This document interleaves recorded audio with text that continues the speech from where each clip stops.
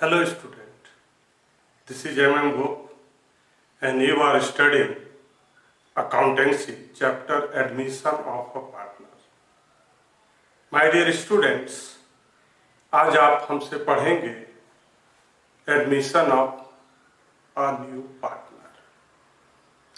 आज हम आपको बताएंगे कि बोर्ड में इस चैप्टर से जो 8 मार्क्स का क्वेश्चन आता है उसको आप कैसे आसानी से सॉल्व कर सकते हैं। आप अपनी कॉपी के जो भी आंसर शीट होगी उसके लेफ्ट और राइट का यूज करेंगे। लेफ्ट एंड राइट, जो मेरा लेफ्ट होगा वो आपका राइट होगा और जो आपका राइट होगा वो मेरा लेफ्ट होगा। लेफ्ट और राइट, लेफ्ट पेज में फॉर्मेट आप ड्रॉ करेंगे revaluation account, partners capital account. Copy के लेफ्ट साइड में, आपके कॉपी के लेफ्ट साइड में आप फॉर्मेट ड्रॉ करेंगे revaluation account, partners capital account, और कॉपी के राइट साइड में ड्रॉ करेंगे बैलेंस शीट, और हाफ में जो स्पेस बच जाएगा वो आपके वर्किंग नोट का है। माय डियर स्टूडेंट्स, आज हम आपको पढ़ा रहे हैं जो बोर्ड में 8 मार्क्स का क्वेश्चन आएगा उसको हम कैसे आसानी से सॉल्व करेंगे। तो सबसे पहले आपको ये जानना चाहिए कि फॉर्मेट ड्रॉ कैसे करना है। तो इस क्वेश्चन को बनाने के लिए जो 8 मार्क्स का क्वेश्चन है जो बोर्ड में आता है, तो सबसे पहले आप फॉर्मेट ड्रॉ करेंगे लेफ्ट और राइट में। लेफ्ट में revaluation account, partners capital account, और राइट साइड में बैलेंस शीट, और हाफ जो पोर्शन है वो आपका ब्लैंक्स रहेगा वर्किंग नोट के लिए। अब आपको कैसे इसको सॉल्व करना है।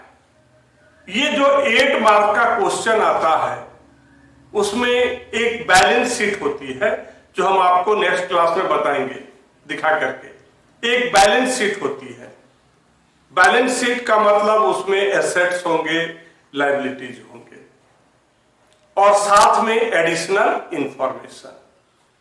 ये जो 8 मार्क्स का क्वेश्चन बोर्ड में आता है उस क्वेश्चन में एक बैलेंस शीट होती है, और बैलेंस शीट के नीचे एडिशनल इंफॉर्मेशन 5 to 6 पॉइंट्स रहते हैं जिसको हम लोग को एडजस्ट करना पड़ता है। ये जो क्वेश्चन है 8 मार्क्स का admission of a new partner का, उसको हम कैसे आसानी से अचीव करेंगे उसी का टेक्निक हम आपको बता रहे हैं।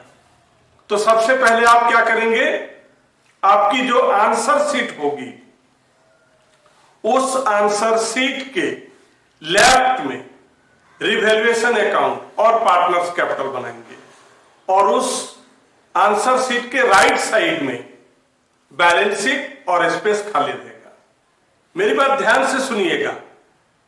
जब हम इस प्रॉब्लम को सॉल्व करेंगे, न्यूमेरिकल को सॉल्व करेंगे, तो पेज टर्न करने की जरूरत नहीं है।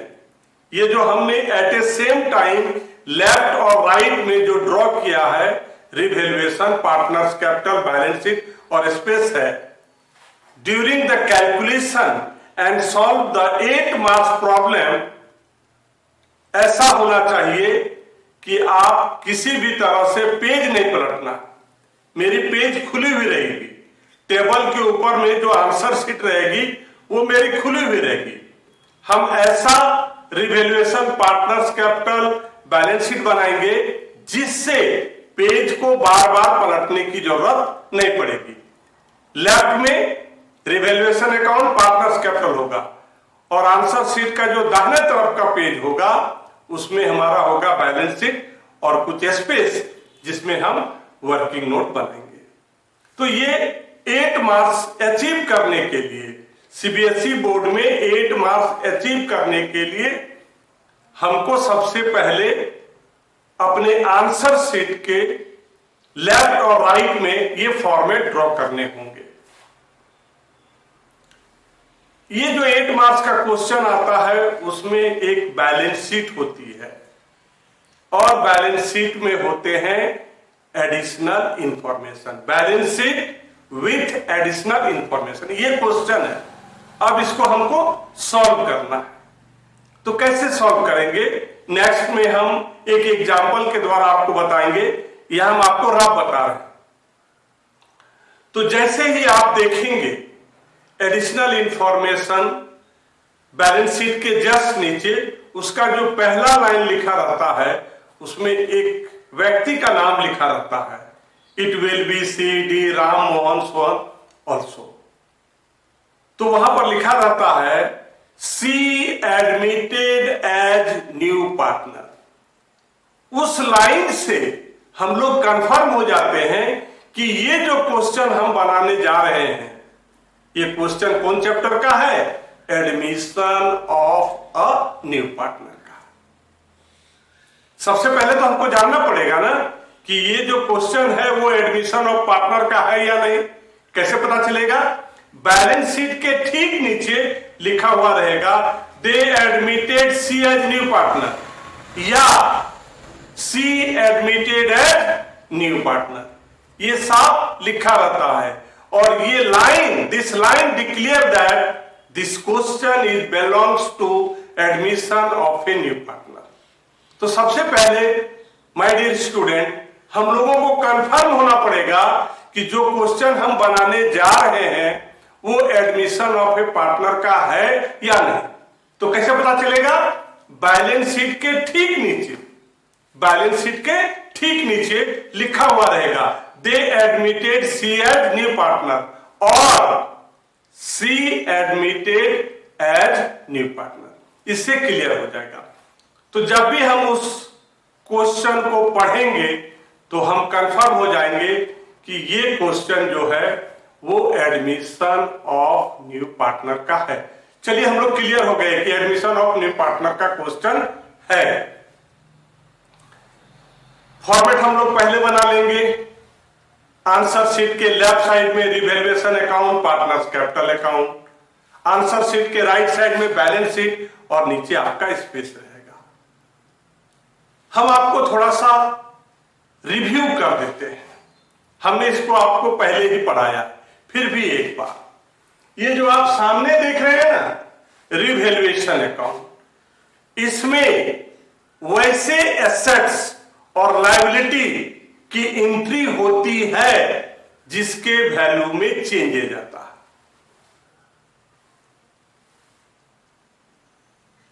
ध्यान से सुनिए, रिवैल्यूएशन अकाउंट में वैसे एसेट्स और लायबिलिटी जिसके वैल्यू में चेंज आएगा सिर्फ और सिर्फ उसी को हम लोग यहां पर लिखते हैं। माय डियर स्टूडेंट, अब आपका प्रश्न ये होगा सर हमको कैसे पता चलेगा कि किसमें इंक्रीज हो रहा है किसमें डिक्रीज हो रहा है? एडिशनल इंफॉर्मेशन में बैलेंस शीट के नीचे लिखा रहता है कि कौन सा एसेट में इंक्रीज होगा और कौन सा एसेट में डिक्रीज होगा, कौन सा लायबिलिटीज में इंक्रीज होगा और कौन सा लायबिलिटी में डिक्रीज होगा।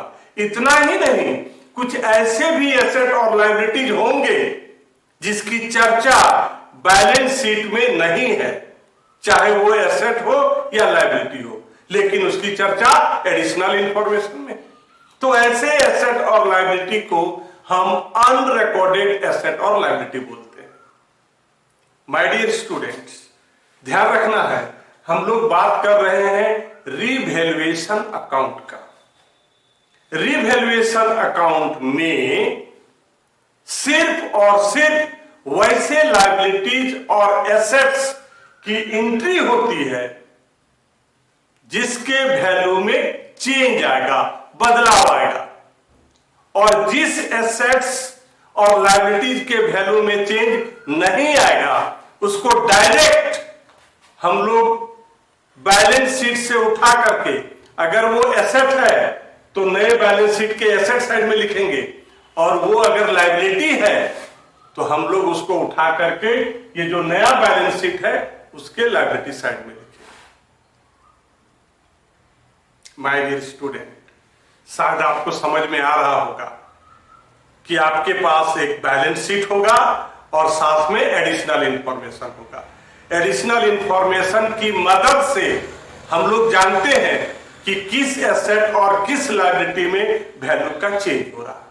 तो वैसे एसेट्स और लायबिलिटी जिसके वैल्यू में चेंज आएगा, उन एसेट्स को ही हम यहां पर लिखते हैं। और अमाउंट चेंज वैल्यू याद रखिएगा, जो हमारा ओल्ड बैलेंस शीट है और जो एडिशनल इंफॉर्मेशन में कहा गया है, दोनों को कंपेयर करने से आपको पता चलेगा कि उस एसेट्स और लायबिलिटीज के वैल्यू में क्या चेंज आ रहा है। अगर उसमें कोई चेंजेज आ रहा है तो उस चेंज को रिवैल्यूएशन अकाउंट में हम यहां पर दिखाते हैं। हमने आपको स्पेशल रिवैल्यूएशन अकाउंट में बताए हैं, आपको पढ़ा चुके हैं कि जब एसेट का वैल्यू डिक्रीज होता है तो डेबिट साइड में लिखते हैं, और एसेट का वैल्यू इंक्रीज होता है तो उसको क्रेडिट साइड में लिखते हैं।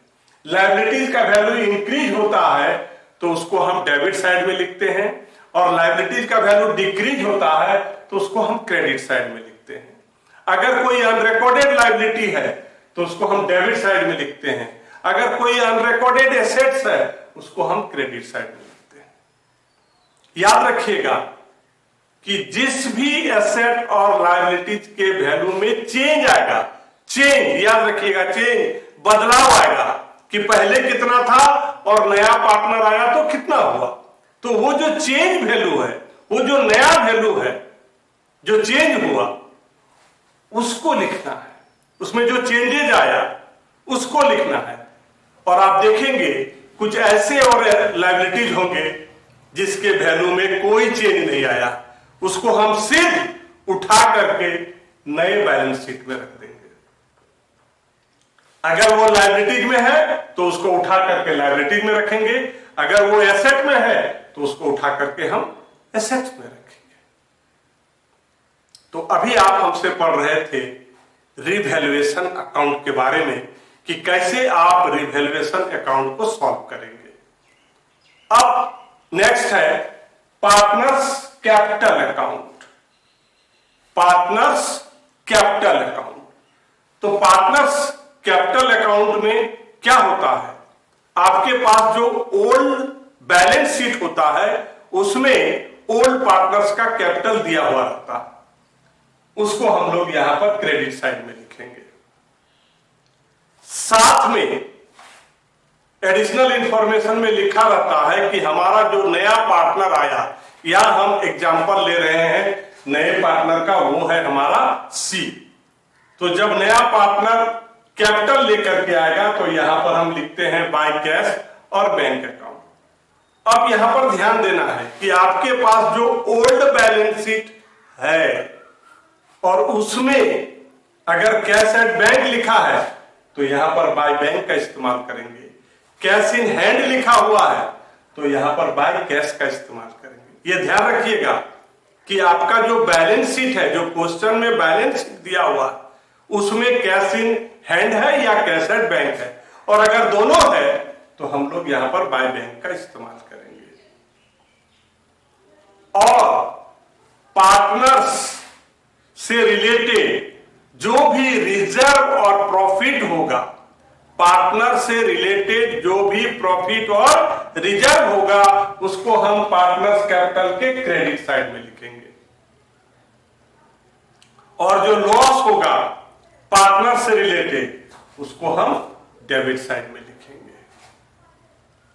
इसमें हम ये भी लिखते हैं कि अगर कोई नया पार्टनर प्रीमियम फॉर गुडविल ले करके आता है तो यहां लिखते हैं बाय प्रीमियम फॉर गुडविल, और अगर लेकर के नहीं आता है तो यहां पर हम लिखते हैं by new partners current account.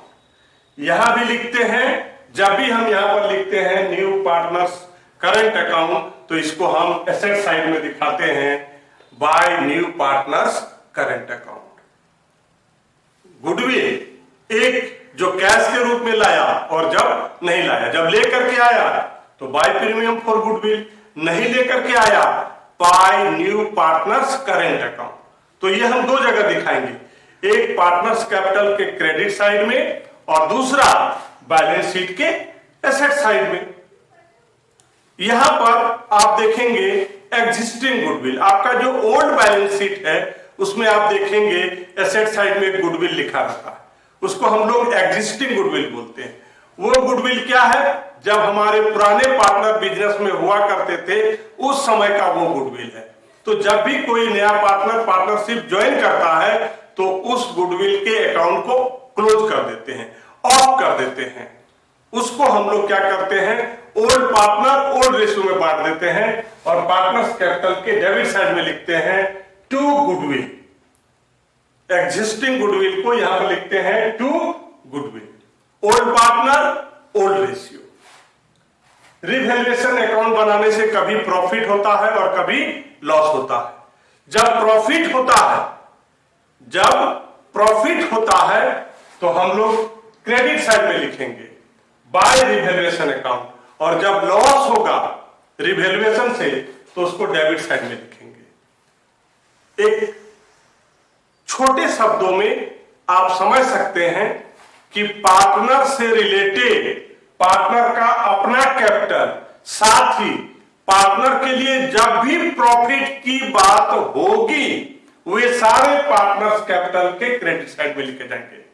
याद रखिएगा, जब भी आपको लगेगा कि ये पार्टनर के लिए प्रॉफिट है तो उसको आप कहां लिखेंगे? पार्टनर्स कैपिटल के क्रेडिट साइड में।